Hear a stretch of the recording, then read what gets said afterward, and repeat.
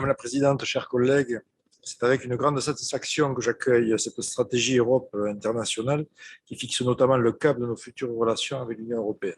Je tiens à ce moment de mes propos remercier, comme l'a fait la vice-présidente, d'abord la vice-présidente qui a mené un travail très efficace en collaboration avec l'ensemble de l'équipe, comme ça a été évoqué, et notamment aussi avec l'ensemble des services qui ont mené à bien cette démarche.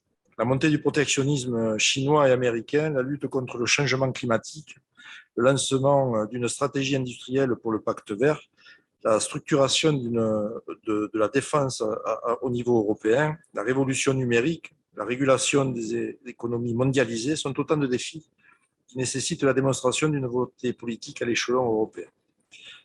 Les élections européennes se profilent. Il me semble utile que la région Occitanie soit partie prenante d'une affirmation des valeurs européennes. Je ne peux donc que me réjouir que cette stratégie européenne, Europe internationale, soit l'occasion d'associer notre projection à Bruxelles avec l'affichage de nos valeurs d'humanisme, de solidarité et d'exemplarité. En tant que président d'Occitanie Europe, je m'engage à ce que l'association qui assure notre représentation auprès de l'Union européenne contribue à cette dynamique, ainsi qu'à la visibilité de notre territoire sur ses richesses et potentialités. Convaincu que notre crédibilité au plan européen passe par une approche stratégique et coordonnée associant le plus grand nombre de nos collectivités, mais aussi les acteurs territoriaux. On peut éventuellement envisager les universités, les laboratoires de recherche, les pôles de compétitivité. Le positionnement de l'Occitanie sur la scène européenne doit agréger les expertises et le constat que sa voix y retentisse. Occitanie Europe regroupe ainsi 24 membres autour de la région et de ses priorités afin d'assurer une représentation permanente auprès des institutions et organes européens, de structurer un réseau d'interlocuteurs privilégiés en leur sein et de relayer leurs positions dans un cadre de différentes étapes dans le processus décisionnel et notamment d'optimiser la captation de financement. Les priorités de l'Occitanie en termes de lutte contre le changement climatique, d'égalité des chances ou de la lutte contre les discriminations, des projections notamment pour nos entreprises sur les nouveaux marchés, de la valorisation de nos savoirs et nos produits et de nos territoires sont en corrélation étroite avec les orientations politiques de l'Union, telles que le Green Deal, dont la présidente de la Commission européenne, Ursula von der Leyen, a fait un étendard il y a quelque temps.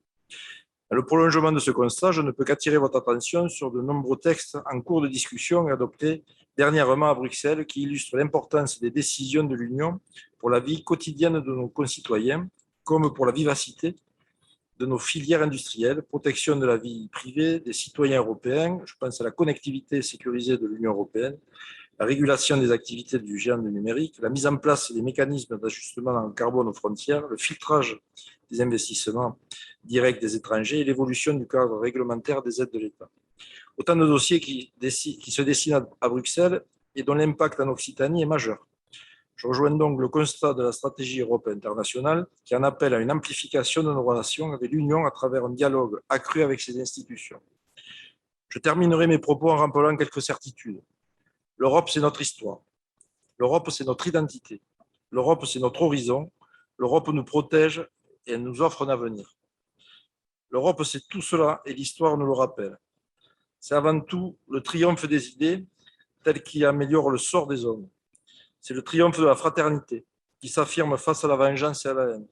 C'est le triomphe de la paix, de la prospérité, de la liberté. C'est cela l'Europe. Et je refuse, comme beaucoup de certaines personnes dans cet hémicycle, de céder au bourrasque de la mondialisation ou encore au bruit du nationalisme, du souverainisme de repli, qui, cette même grande histoire nous le rappelle. On a toujours été les foyers de brasiers qui ont hier aurait pu en faire péril et une noble idée de l'Europe. Ce cynisme, utilisé pour tromper les peuples, doit nous mobiliser pour rappeler sans cesse que ces visions ne sont que d'autres et de forces faibles de calcul politicien, pour à la fois faire oublier la cohorte des malheurs qui les accompagne et nous isoler, nous laissant seuls et impuissants face à des immenses défis que j'évoquais à l'instant. Alors pour toutes ces raisons, cette stratégie européenne elle a toute la force et l'importance de la valeur qui est la nôtre. Et c'est pour cela que le groupe radicaux de gauche approuvera sans doute la stratégie européenne internationale présentée. Merci à tous.